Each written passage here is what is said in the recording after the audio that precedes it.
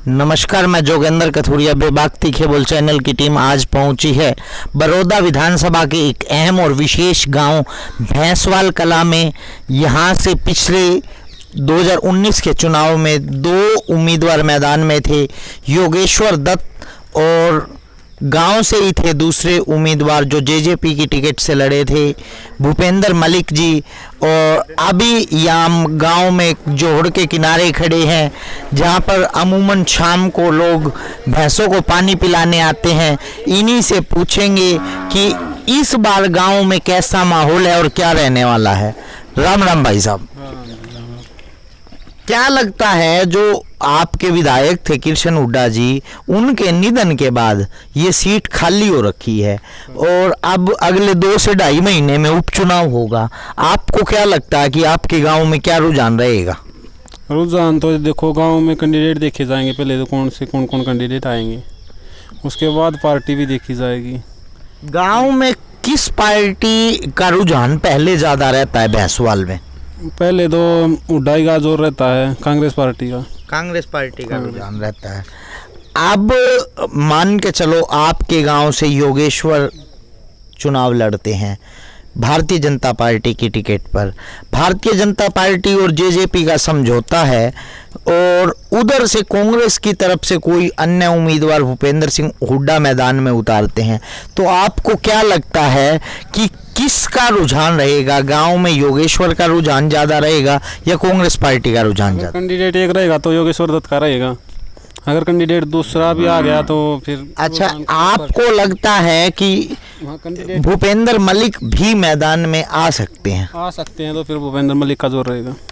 यदि भूपेंद्र मलिक का और योगेश्वर का कंपैरिजन किया जाए तो आपका कहना है कि गांव में फिर भूपेंद्र मलिक का जोर ज़्यादा रहेगा।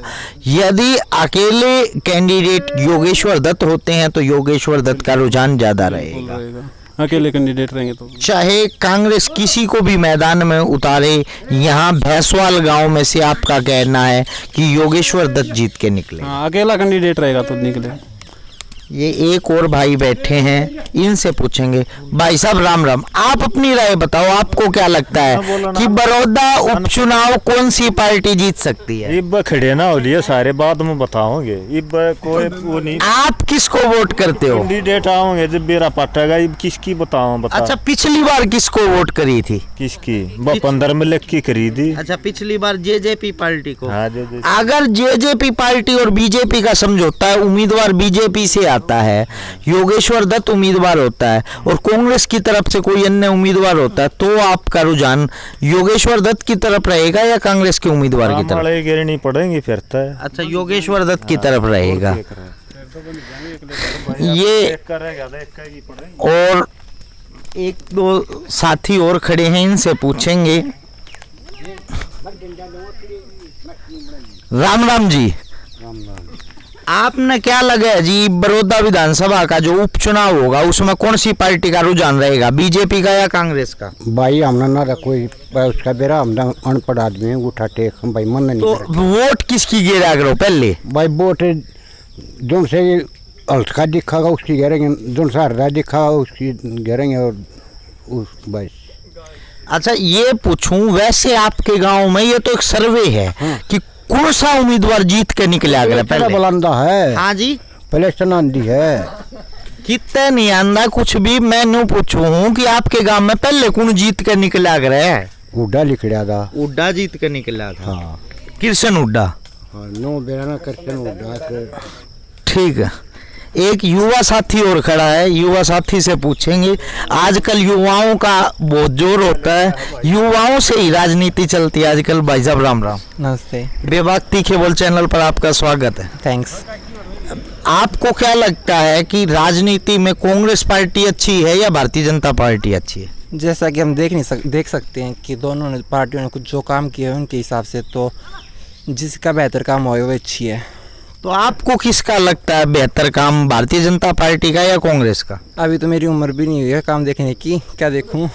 ठीक है, आपको शिक्षा कौन अच्छा प्रदान की है, भूपेंद्र सिंह हुड्डा ने की है कांग्रेस की ओर से या मनोहर लाल खट्टर ने की है भारतीय जनता पार्टी की ओर से? कौन सुविधाएं ज़्यादा दे रहा है? सुविधाएं तो बीजेपी ने दी थी।